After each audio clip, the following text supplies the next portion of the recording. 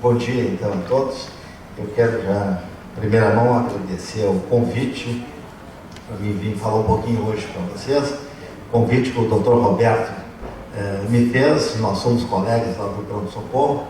Nós trabalhamos lá já há bastante tempo, né, na UTI de trauma do HPS. E também agradecer o convite do Dr. Dirceu, que é o presidente da MIRIGS, e também nosso colega lá no Conselho Regional de Medicina do Previados. Nós estamos lá sempre na luta com os problemas éticos, né? Bom, esse tema que o Roberto me pediu para falar é sobre o mercado de trabalho da medicina de emergência. Como vocês sabem, as emergências estão sempre em onda aí, né? Infelizmente, as emergências estão muito nos jornais, não por situações agradáveis, né? Pela superlotação, as crises, os maus atendimentos, né? Todos esses problemas que vocês estão percebendo. E isso acontece não só aqui em Porto Alegre, mas em todo o Brasil e, olha, no mundo inteiro. As emergências são um grande problema e isso muito mais motivado, eu acho que por uma mudança também no comportamento hoje, uma questão cultural, no modo de vida das pessoas. Quer dizer, se a gente olhar um pouquinho para trás, há 15 anos atrás, não precisa ir muito longe, ou 20, a gente tinha um outro ritmo de vida completamente diferente, né? Hoje, com a tecnologia, com o computador, com o celular, com tudo, quer dizer, as pessoas estão muito imediatistas e todo mundo quer resolver os seus problemas de uma forma para já. Quer dizer, é agora, ninguém suporta mais esperar um pouquinho, e de uma forma muito egoísta também, às vezes não obedecendo à disciplina da organização da rede, por exemplo, de saúde, né? Então, há uma dificuldade muito grande. Mas, felizmente, há também muitos movimentos no sentido de reorganizar as emergências, fazer com que a população tenha um atendimento melhor. E para isso passa, então, não só pela questão do emprego, do mercado de trabalho, da atenção, da relação do médico com o paciente na hora do atendimento.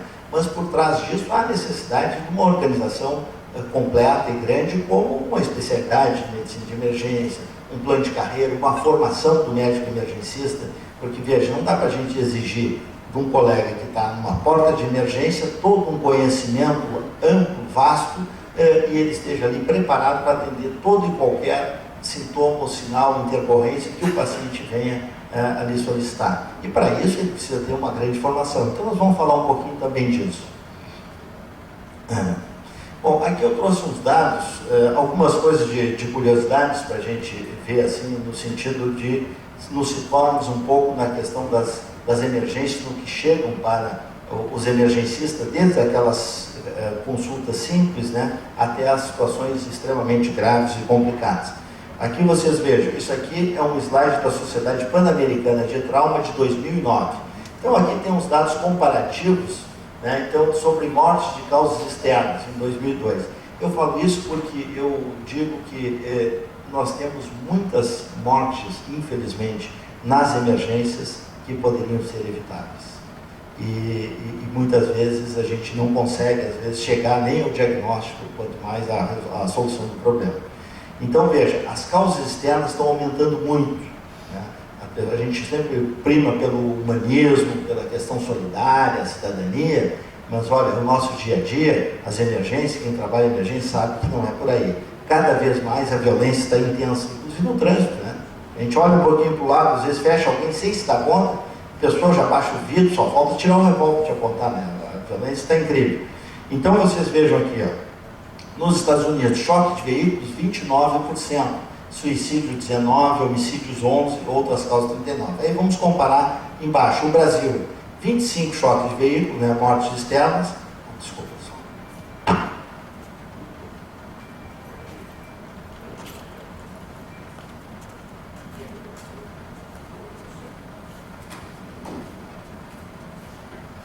Então, vocês vejam, aqui no Brasil, suicídios é 6,1, muito menos que nos Estados Unidos. Agora, olha os homicídios. Lá 11, aqui 39%. Então, é uma diferença muito grande. A Colômbia, olha os homicídios, 63%. Suicídio 5%. Choques, veículos 15%. No Canadá, homicídios muito pouco. Suicídio já aumenta bastante no Canadá, né? Choque de veículos 23%. E aqui a Argentina, nossa co-irmã, 20, 16 os suicídios, né, também bastante alto, e homicídios também muito parecido, aqui muito menos também que no Brasil, né, os homicídios da Argentina. Então, a Argentina já tem mais suicídio do que o Brasil, né? Tá? Então, esses são alguns dados para a gente ter ciência de como se passa isso, né?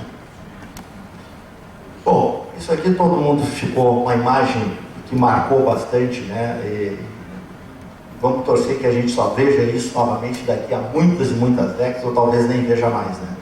Então, quando isso acontece, a gente pergunta, bom, algum emergencista, quer dizer, ninguém quer ficar perto dessa imagem, porque imagina os hospitais para atender essas pessoas, né? A tragédia que foi. Mas quem trabalha em emergência tem que estar preparado, né? Para situações extremamente graves, né? Como esses traumas contusos, que às vezes pacientes que chegam para ser atendidos. E isso requer realmente bastante formação, bastante habilidade e bastante vocação para esse trabalho. Bom, vou falar um pouquinho sobre o mercado de trabalho, né? Como é que está hoje o mercado de trabalho? Isso é uma coisa que você sabe muito bem, que nos grandes centros está saturado, né? Nós temos uma carência nas regiões do interior, então nos grandes centros há muito médico, uma concentração bastante alta, por conseguinte a questão de mercado passa a ser muito difícil. Ou seja, até hoje aqui em Porto Alegre nós estamos numa situação muito boa em relação às emergências, porque está havendo uma ampliação das emergências. Agora o próprio Hospital Ernesto Corneli vai inaugurar daqui a poucos meses uma emergência muito grande. O Moinhos está ativando a sua emergência porque descobriu que realmente a emergência é um bom negócio, é uma boa entrada de pacientes para o hospital, né? Mãe de Deus, a gente fala, não tem mais onde pôr pacientes. Então todos os hospitais estão aumentando. Então com isso melhora o mercado de trabalho. Só que com a oferta muito grande de médicos, cai muito o salário, a insatisfação, o médico trabalha sob pressão com muitos pacientes para atender, né? Então, se tem isso aqui, cai a remuneração, número de faculdades, né? Maior número de faculdades, menor a qualificação. Isso é uma coisa que é bem fácil de entender, porque não tem professor para todo mundo, né? Para tantas universidades, tantas faculdades, como nós temos, o exemplo aqui é no Rio Grande do Sul. São Paulo, um médico para cada 500 habitantes, então um número bastante alto também. Então, atualmente no Brasil, o que nós vemos nos serviços, né? As situações das emergências, né?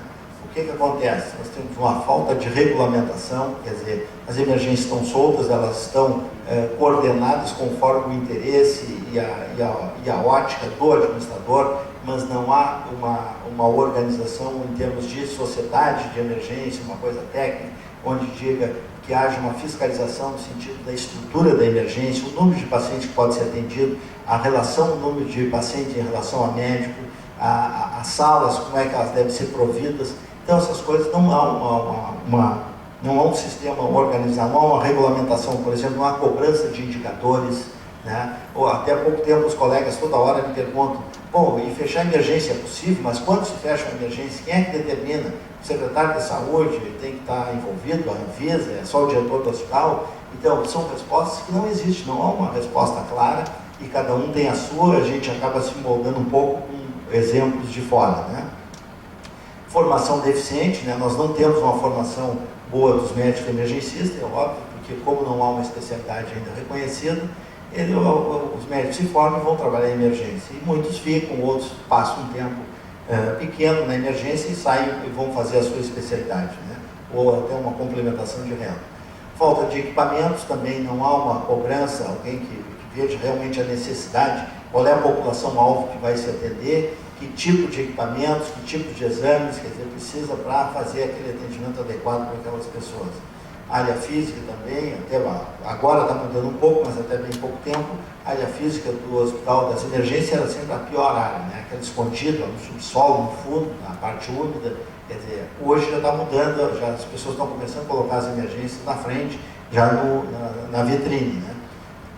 Salários extremamente defasados, né? Então, além das pessoas não terem formação, vocação, se tem um salário defasado, eles não ficam trabalhando numa situação de muita pressão e sujeitos a muitos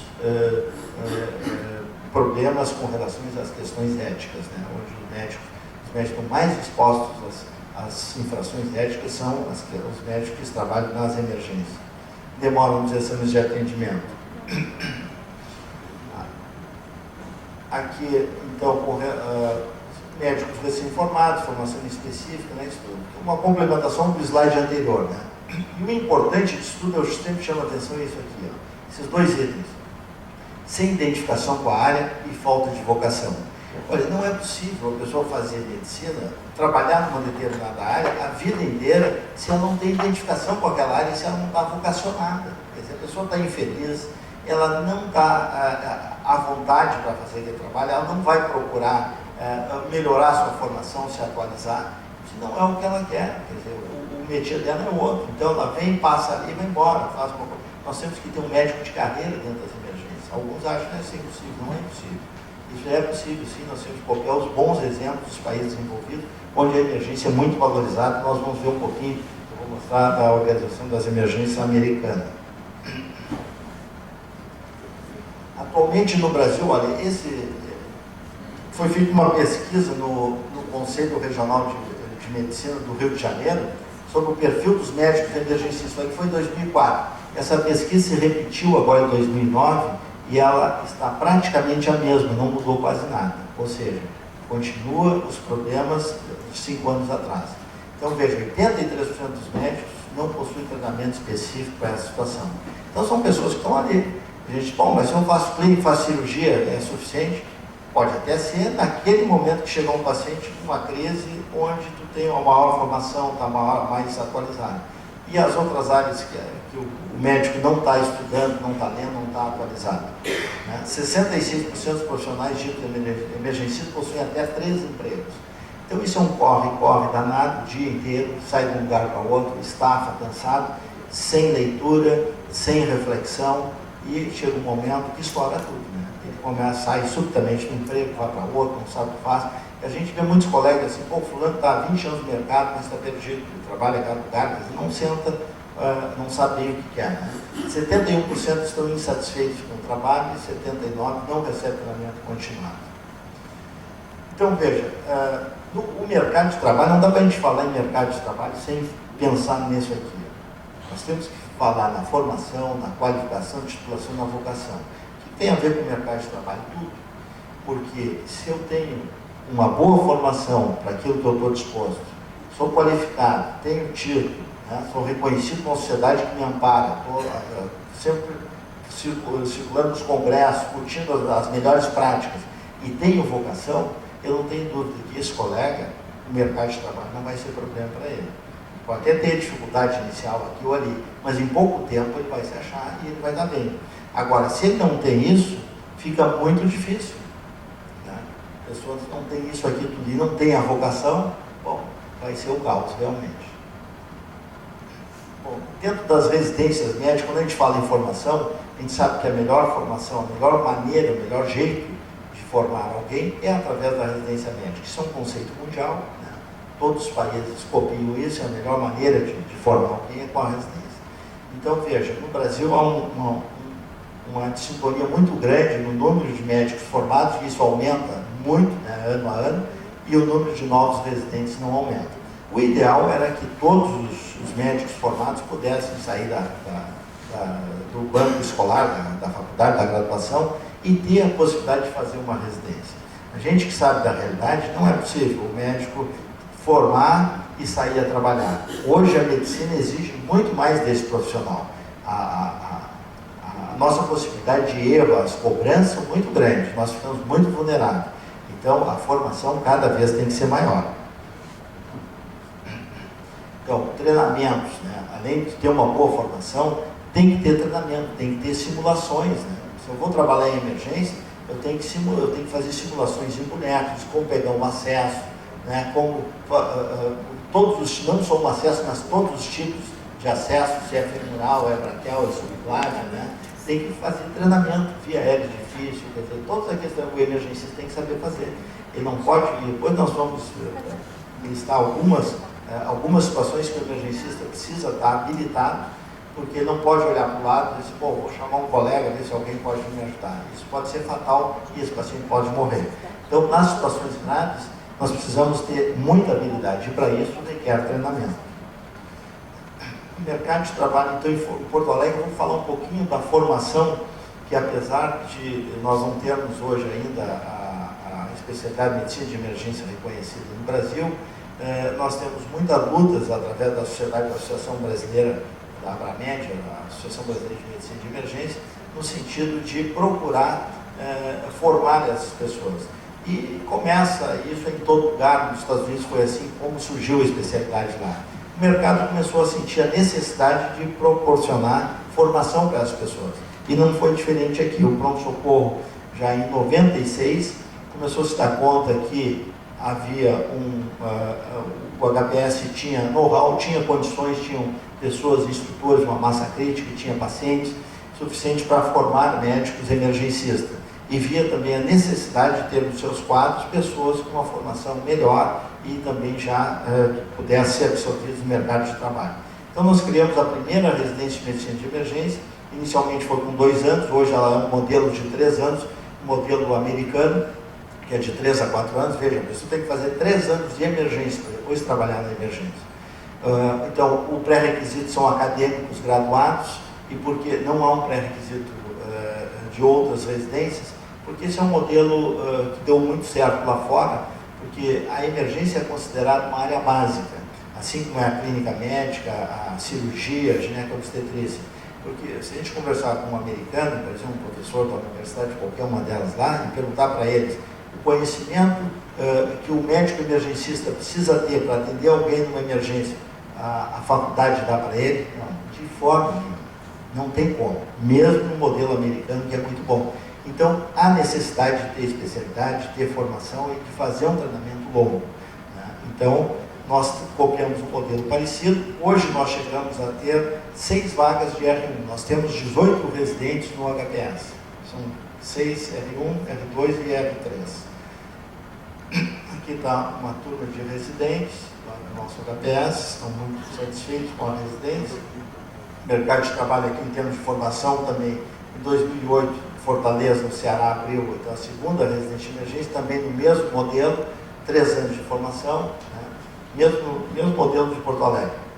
Depois nós tivemos aqui o pessoal também, esse é o Dr. Frederico Arnaud, que é o presidente da sociedade da Abramed, Associação Brasileira de Medicina de Emergência, e ele é o coordenador da residência lá no Ceará.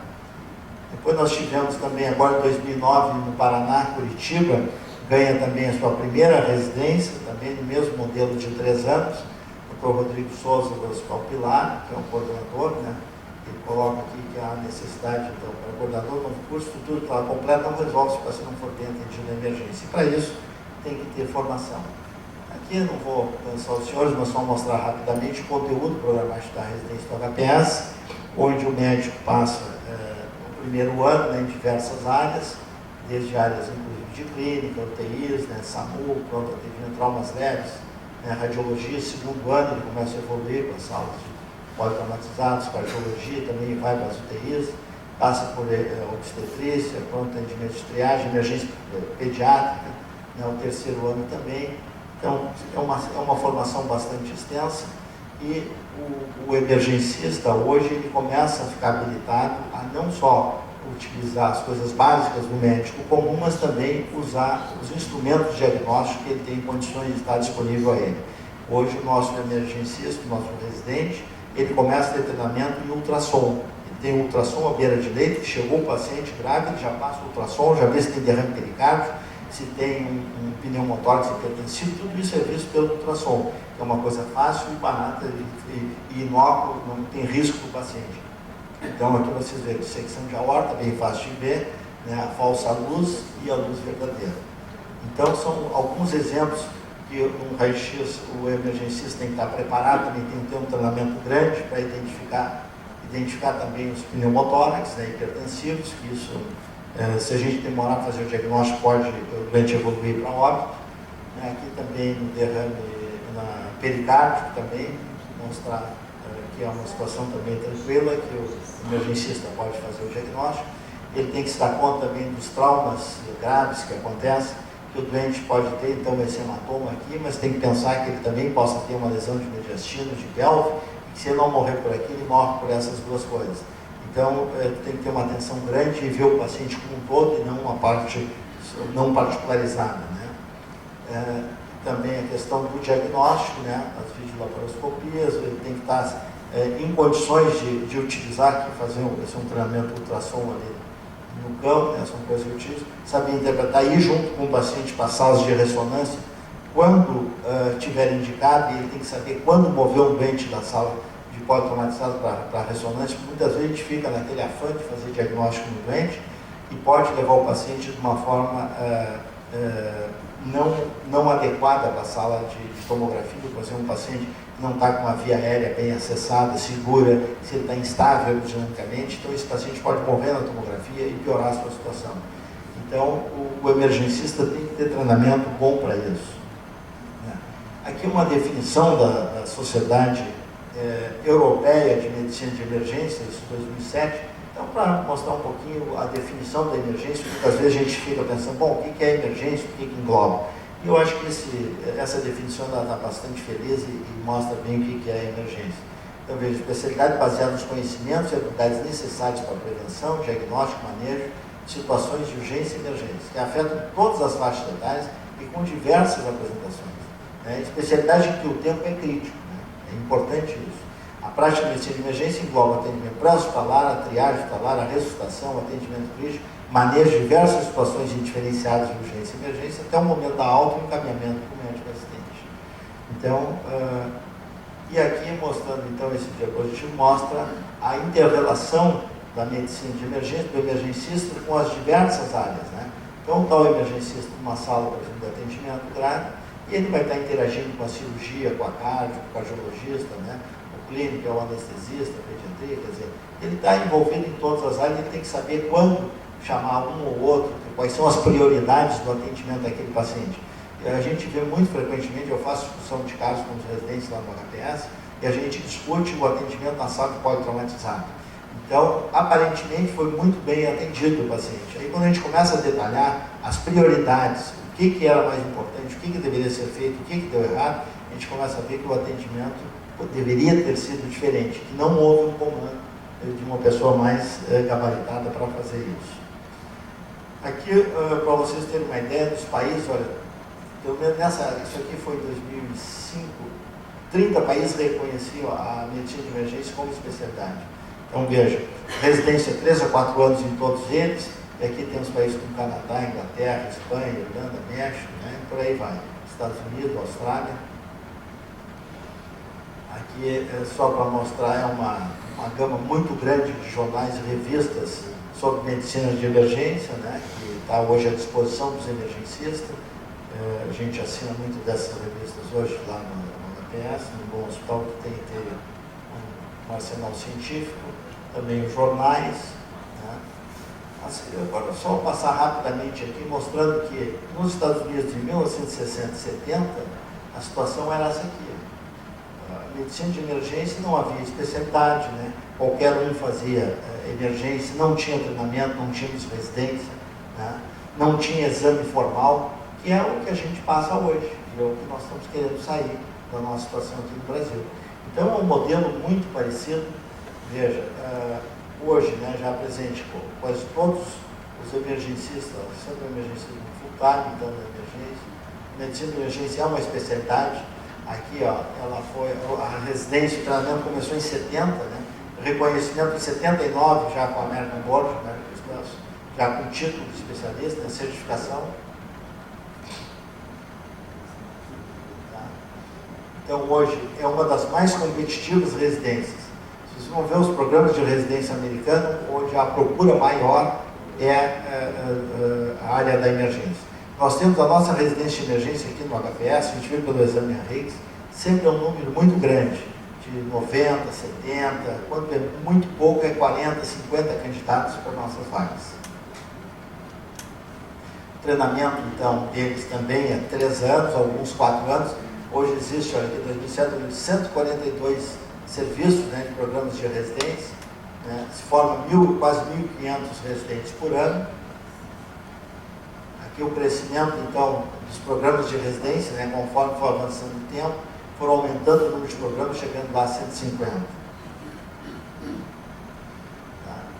Então, há uma certificação, né, nos Estados Unidos, com provas, então, escrita, oral, e uma certificação contínua. Né?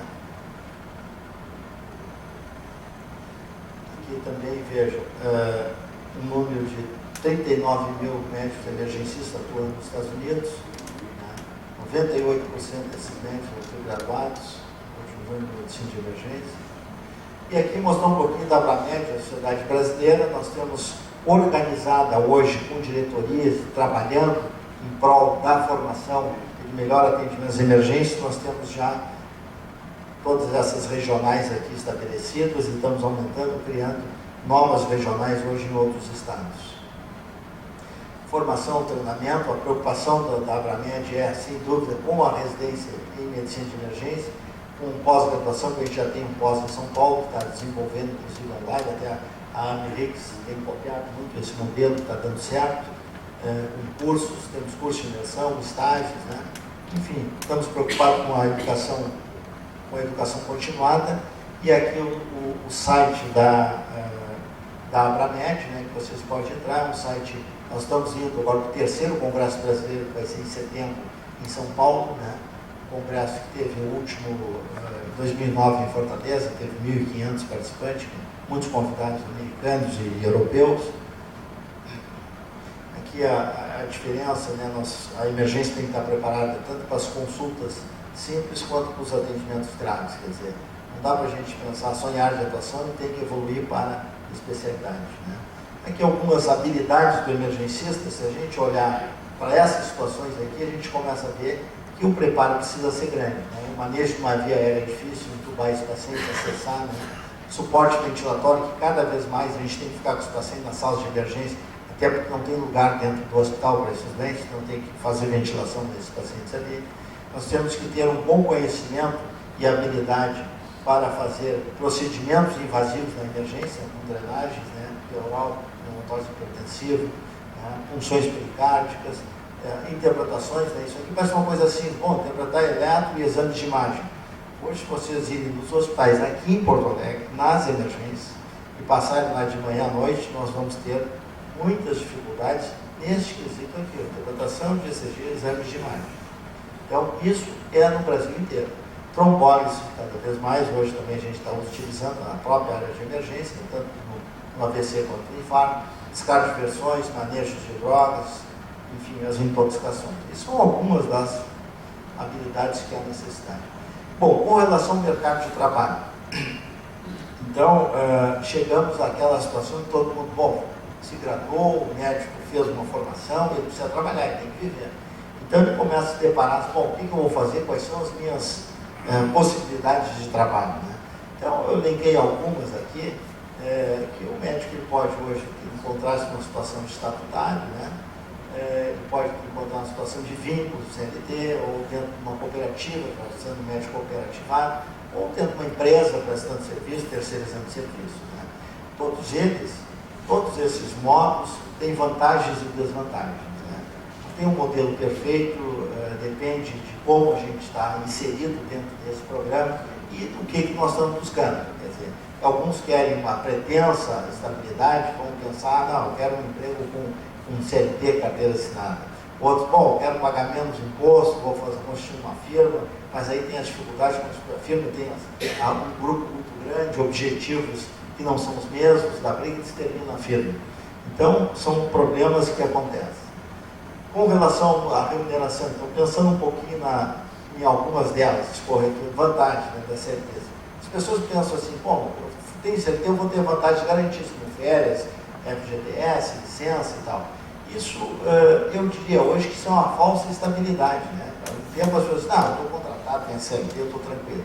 A gente sabe que não é assim, né? Hoje o administrador demite, o médico, olha, não dá, estou diminuindo o serviço aqui, nós vamos ampliar uma outra área, né? E demite, indeniza, paga tudo e a gente não tem o que fazer. Há a questão do imposto de renda, né? Que todo mundo tem que pagar, não tem como fugir, né, do imposto. E as pessoas pensam isso também a gente evoluiu um pouquinho, pensar na questão da aposentadoria. Quem é que vai viver com a aposentadoria de carteira assinada hoje, né? O nosso INSS, quer dizer, não dá para pagar, não dá para sustentar a casa, né? Então, a gente tem que procurar outras alternativas. Estatutário tem aquela estabilidade, tem o risco do comodismo, né, e a influência política direta nas administrações. nos incomodam muito, né? A gente não consegue ter o hospital como a gente gostaria, não tem uma política boa, entra uma outra administração e muda tudo, então é muito complicado. E tem uma aposentadoria com um salário real, isso é um pouco, digamos, bem mais atrativo do que é na CLT, né? Aqui a cooperativa, né? Ele é sócio, então ele não é empregado, embora muitos que trabalham para a cooperativa se tem uma sensação, se sente empregados, e eles não têm aquela sensação de que eles são donos da cooperativa. Então, eu vejo muitos colegas que falam que a Unimed é um problema, não sei o que e tal, e falam da Unimed como se ela fosse um outro empregador. Né? Mas, na realidade, todos são donos, só que, bom, precisa ter acesso, melhorar as assembleias, ir para lá discutir o que tem que mudar. Então, acho que tem muita coisa para mudar, mas realmente depende um pouco de cada um, né? A gente tem que fazer a minha culpa nessa questão aí. Então, nós tem cooperativas pequenas, grandes, aí tem os riscos das administrações, né? Imposto de renda igual, não muda muito, a CLT, mesma coisa, né? Para o médico. A questão das empresas, né? Pode terceirizar serviço, realmente é uma tributação bem mais baixa, mas tem aquelas dificuldades todas, né? Que, são serviços que hoje está prestando serviço para uma entidade, amanhã terminou o contrato, pode estar fora, né? E além do que, tem as dificuldades internas de manter um grupo, quer dizer, tem que ser uma coisa muito atrativa para as pessoas se manterem dentro da empresa, né? Bom, em termos de empregos, nós podemos um dia chegar a isso aqui. Nos Estados Unidos, existe várias, como tem esse site aqui, physician.com, é um site que ele canaliza todos os empregos na área de emergência. Então, se a gente entrar hoje nesse site, vai ter assim, pelo menos 1.500 possibilidades de emprego. Tu te cadastras, tu é um médico emergencista, tu te cadastra nesse site, põe as tuas características, vão pedir toda a tua ficha, faixa etária, especialidade, que tipo de trabalho é mais urbano, é mais rural, qual é a complexidade que tu queres atender. Então, eles te dão todo, tu fica inscrito dentro daquele site, nessa entidade, e eles, nessa organização, e eles depois te avisam quais são os locais que tu possa ir atrás e ver o que mais se aproxima com a tua necessidade. Põe, inclusive, com a pretensão salarial, tudo está colocado ali, qual é a tua disposição de horas que tu tens para esse emprego, quanto tu vai dispor para trabalhar. Então, isso funciona muito bem. Então, o pessoal faz... então, esse é um site, aqui a gente não tem isso, cada um tem que lutar por si, né? Bom, em termos de remuneração, aqui eu listei algumas coisas, obviamente, que esses dados não são dados oficiais do departamento pessoal de cada hospital, mas sim de contra-cheques de colegas que trabalham nesses hospitais e que a gente tem contato todos os dias. A ideia era mostrar um pouquinho, se tivesse mais estudantes, para ter uma ideia de como é que está o mercado. Aqui, veja, a emergência pediátrica do Moinhos de Vento, hoje tem carteira assinada, CLT, tem 20 horas, dando uma média de salário de 3.400, mas lá todos os médicos, os pediatras, eles internam o paciente, eles têm um repasse daquelas internações que passaram pela emergência, tem uma produtividade que vai para o médico. Isso complementa bastante o salário, veja, de 13.400 vai para 5.100. Então é uma coisa atrativa, é uma maneira de manter as pessoas no grupo do serviço, né? Unimed Vale dos Sinos, né? O valor hora era 50, tem uma produtividade, né? Era em torno de R$5 o paciente atendido, dava em torno de R$70 a hora, né? Então aqui 840 por um plantão de 12 horas, 1.680, que no mês dá um salário bem razoável, né? 24 horas por semana para ganhar aquilo ali. No Hospital Mãe de Deus, emergência adulto, CLT, 24 horas por semana, né? Na média é isso aqui. Claro que isso muda muito do tempo que a pessoa está lá, qual é a área que ela atende, se é na área de pronto atendimento, se é na área vermelha, a complexidade. Se faz plantão, por exemplo, mais à noite e fim de semana, há uma valorização maior. Então, o emergencista, no Mãe de Deus, eles pagam no sábado de dia, domingo de dia, pagam mais. À noite, como é CLT, já tem um pagamento maior pelas coisas sociais, né, que determina a CLT. Mas o fim de semana o pagamento é maior. Então é um atrativo para manter as pessoas também podendo fazer o fim de semana. Aqui é o Unimed Porto Alegre, né? nos seus PAs, então, da Grande Porto Alegre, lá do Medical Center, Canoas, Esteio, Guaíba, então R$54 a hora, né, trabalhada. Tá? Isso dá, numa média, se ele fizer 24 horas por semana, né, num mês daria em torno disso aqui. O colega cooperado, que é muito pouco, porque isso, as pessoas reclamam hoje. O contato que eu tenho com o pessoal lá do centro, uma emergência que eu estou coordenando lá, eles ganham isso aqui, mas tu tem que tirar os 27,5% do imposto de renda, as incomodações da emergência, quer dizer, isso fica muito pouco realmente para o médico. Né? O Instituto de Cardiologia paga isso aqui, um plantão de 24 horas, né? Aqui 12 horas noturnas e diurnas. Né? Então, isso para a gente ter uma ideia. O Hospital São Lucas, né? R$50 a hora líquida, né? Claro que é um contra-cheque, a gente tem que desmembrar, dá mais ou menos isso aqui. De uma maneira. O plantão de 12 horas dá 600 livros de descontos. Aqui o HPS Porto Alegre, né? Isso também varia um pouco conforme o tempo de serviço que o colega se encontra dentro do hospital, e isso aqui é muito variável, né?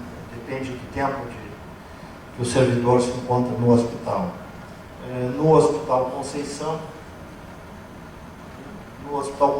inicial está isso aqui, intermediário é aqui os mais antigos têm uma remuneração maior. Então também varia o número de horas e o tempo de serviço. Bom, inserção dos nossos residentes de Porto Alegre no mercado de trabalho. Veja, os nossos residentes hoje todos são absorvidos pelos grandes hospitais.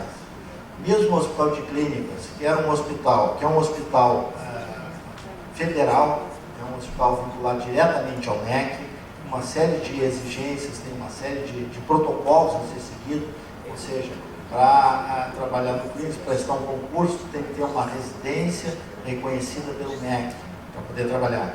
Na área da emergência não é assim. Por quê? Porque o Hospital de Clínicas deu conta que o nosso residente emergencista é o melhor emergencista que tem no mercado. Então, eles conseguiram uma forma de tirar fora essa exigência.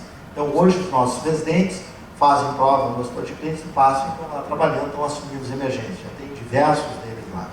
Né? Eles trabalham no Hospital São Lucas, da PUC, no Mãe de Deus.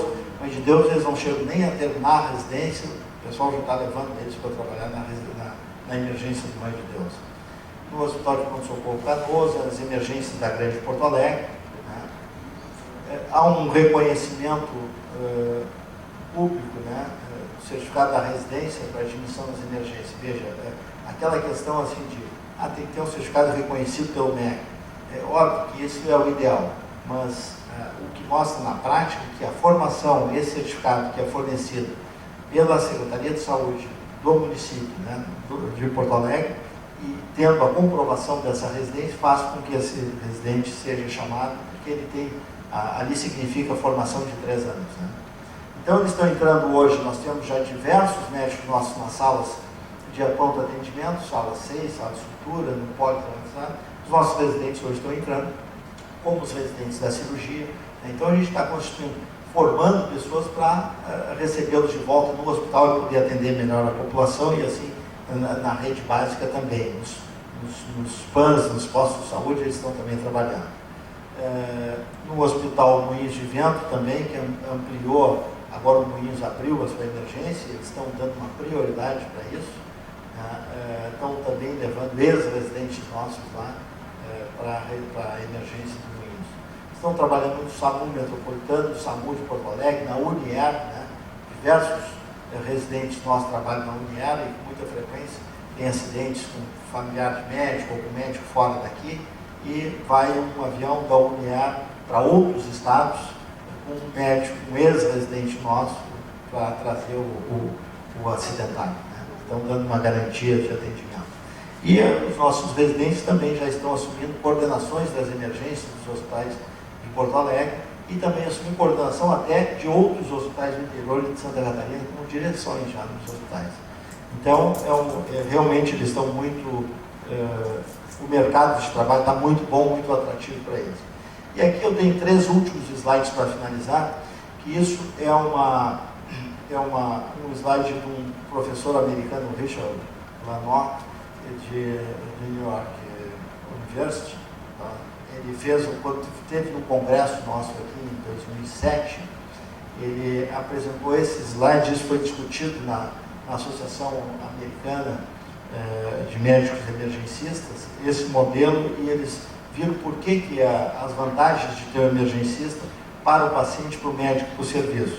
Então, dentro dessas vantagens, destaca-se essa situação aqui, ó, essa situação aqui, que é um modelo holístico, né? A forma de ver o doente, não segmentada, né? Cada um faz a sua parte, cada especialista. Então, o emergencista, ele vê o doente como um todo, ele prioriza a ressuscitação, a estabilização desse paciente e depois as especialidades entram. Aumenta, então, a segurança e confiabilidade do doente daquilo que está se fazendo, porque são pessoas que estão extremamente treinadas, né, habilitadas para aqueles procedimentos. Essa possibilidade do diagnóstico também aumenta muito, né, porque pensa nos diagnósticos, vai atrás, soluções, resolução rápida do problema, né, e o fundamental que é isso aqui, ó, o abandono daquele modelo tentativa e erro. Muitas vezes a gente, olha, eu já fiz uma ou duas vezes isso, tem muita experiência, bom, mas vamos fazer, não tem outro, vai mesmo, né? A gente vai lá e faz, dali um pouco faz o pneumotórax, entuba mal o doente, enfim, tem complicações, a gente tem que chamar alguém, quer dizer, piora um pouco a situação do doente. Mas essas coisas a gente não para, né? Na hora do trabalho, a gente só para pensar nisso aqui, né? A gente começa a fazer uma reflexão que isso não tem mais lugar para essas. Por isso que o ultrassom está entrando muito na área da emergência, para evitar um aumento de morbidade para esse paciente. O doente já chega ali muito grave, nós vamos ainda agregar mais um risco para esse paciente, então a situação fica muito difícil. Então nós temos que abandonar esse sistema da tentativa e erro. As vantagens, então, para o médico, né? Ele tem, então, uma prática especializada, né? Ele está tranquilo, ele fez aquele treinamento para isso, ele vai se sentir muito à vontade, não está constrangido, né? Então, vai estar seguro, né? Hábil, ele vai tomar decisões rápidas, porque é o que ele faz no dia a dia, vai se dedicar completamente à área, né? Hoje nós temos médicos de emergência que fazem rotina na emergência. Quem vai pegar a rotina da emergência são médicos que vão todos os dias de manhã, todas as tardes. Então é aquele que vai ver os equipamentos, ver os pacientes, tem uma interação com a enfermagem. Então o que ele produz é muito melhor do que ele chegar ali e dar um plantão e ir embora, né? Então o médico hoje ele luta por melhorias dentro da área da emergência, né? Hoje, até há pouco tempo a gente fazia uma reunião, bom, vamos discutir o grupo da emergência e tal, problemas que nós estamos enfrentando com a administração. Quando isso aparece? 2, 3. Por quê? Porque, sou nefrologista, sou cardio, não vou me complicar numa reunião porque não é minha área. Agora, se tiver uma reunião dentro da cardiologia, o cara faz cardiologia e está lá batalhando, ele vai lutar por aquilo. Então, enquanto a emergência não estiver dentro de um guarda-chuva, né, de uma sociedade organizada, alguém responsável por ela, alguém que vá a Brasília brigar com o ministro da Saúde, brigar com as entidades, com os planos, né, como pagar, não tem como fazer. Então, a emergência está abandonada, ninguém faz isso por ela, né? Então, por isso que a gente não consegue melhorar o atendimento. Então, aumento da autoestima, né? A pessoa hoje, eu trabalho em vários lugares, mas ela não diz, eu trabalho na emergência e tal hospital. Ela vai dizer onde ela trabalha em outros lugares, né? E aqui, uma coisa extremamente importante que é isso aqui, a menor possibilidade de processos éticos e legais. Quer dizer, se o médico ele tem tudo isso que a gente falou até agora, certamente ele vai ter menor risco de processo, ele vai estar mais seguro, ele está mais habilitado para tudo que ele vai fazer, né? O grupo está mais coeso, né? A sociedade está organizada.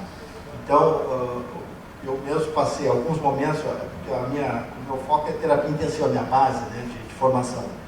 E algumas vezes eu fui ao fórum defender colegas por erros médicos e sendo uma causa, né, da família contra o médico. Né?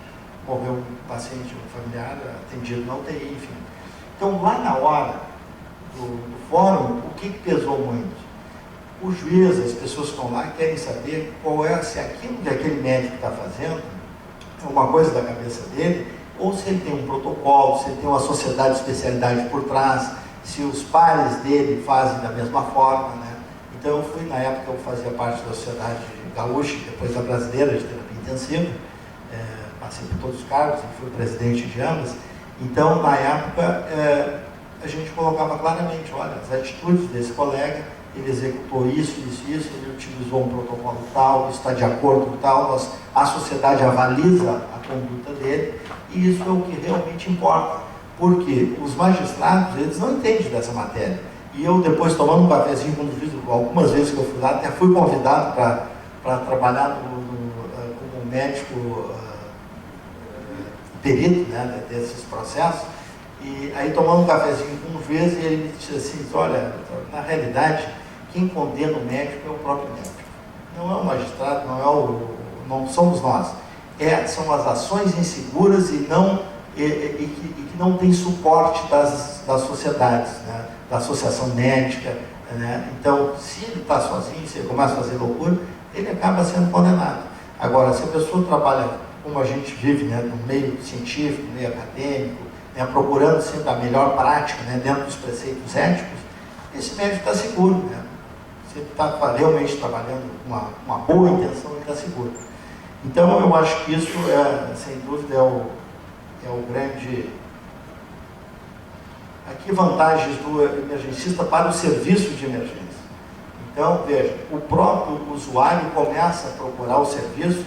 Não, eu vou na emergência tal, porque lá o pessoal é bom, o grupo trabalha bem, ele se sente satisfeito, elogia o serviço. Obviamente que em emergência vai ter críticas, mas a gente recebe hoje muitos elogios do atendimento nas emergências. Diagnósticos são feitos nas emergências. Muitas vezes a gente pensa, pô, esse diagnóstico seria feito só num consultório. Não, mas se faz bons diagnósticos na emergência. Uso de protocolos atualizados, isso também é fundamental. Claro que tem que ver o tipo de emergência. Tem algumas emergências que não se prestam para protocolos, ou então não para todos os protocolos. Tem gente, eu vou implantar protocolos de emergência, fazer 20 protocolos, mas atende uma demanda de doente que só engloba 4 ou 5. Então os outros vão ficar esquecidos, caindo nos créditos. O que a gente precisa ver é dar uma rotina de trabalho para aquelas patologias mais frequentes, as de maior complexidade, de maior risco do doente. Essas a gente tem que dar garantia ao paciente. Nós não podemos deixar de atender um doente e pular alguma etapa, tanto na solicitação de algum exame, quanto na implementação de uma medida terapêutica. Então, isso é fundamental. Se eu vou atender uma crise asmática na emergência, eu tenho que saber que é fundamental eu ter o raio-x desse paciente, a gasometria, ele vai fazer uma inalação com aerossol de tal maneira. E isso aqui, esses 4 itens, nenhum paciente pode sair daqui sem receber isso. O restante vai depender da característica de cada um. Isso é implementar um protocolo. Não é aquele protocolo padrão que vai pegar do item 1 até o 20º. Não, mas as coisas básicas que deem segurança ao doente. Os americanos dizem muito isso, que toda emergência, ela tem credibilidade quando ela tem protocolo, mas os protocolos, dessa forma que eu estou dizendo, e reavaliado sempre com a equipe. Quer dizer, aqueles itens que são fundamentais para a segurança do atendimento do paciente. A otimização também dos indicadores, né? Isso não dá para trabalhar, ter um serviço e a gente não sabe o que está acontecendo, né? Essas coisas mais simples, né? Número de doentes, mortalidades, riscos, complicações, quer dizer, patologias, e aí a gente começar a fazer esses indicadores comparados com o próprio serviço, né? A cada trimestre, é uma coisa interessante. O maior rendimento, então, da equipe, né? Nos fluxos rápidos e claros, né? Isso aqui também facilita bastante o atendimento, e há uma maior aderência à padronização, né? Então, se esse médico tem toda essa formação, ele vai estar inserido dentro desse contexto, nós vamos poder atender certamente dessa forma melhor os nossos pacientes. Então, eu quero, para concluir, dizer que a nossa luta não para aqui, ela continua, porque nós achamos que tem muito o que fazer pelas emergências. Eu acho que de todas as áreas da medicina, a que mais tem por fazer ainda é a emergência. E é talvez uma das maiores áreas. Se a gente for ver todos os serviços de emergência, menor ou maior, desse Brasil afora, né, de norte a sul, quantos milhares de pessoas estão sendo atendidas nesse momento, né, e sabe-se lá de que forma.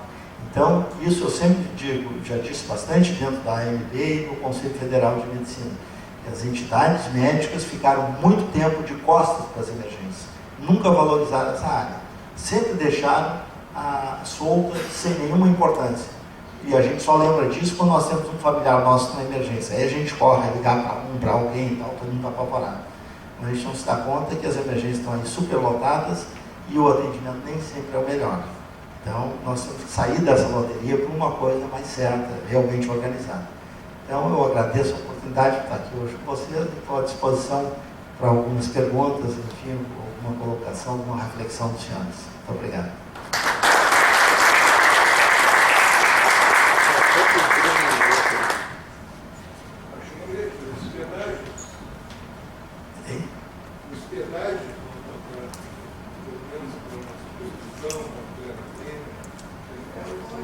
Exatamente. Doutor Isaías, por favor, no microfone para a gravação.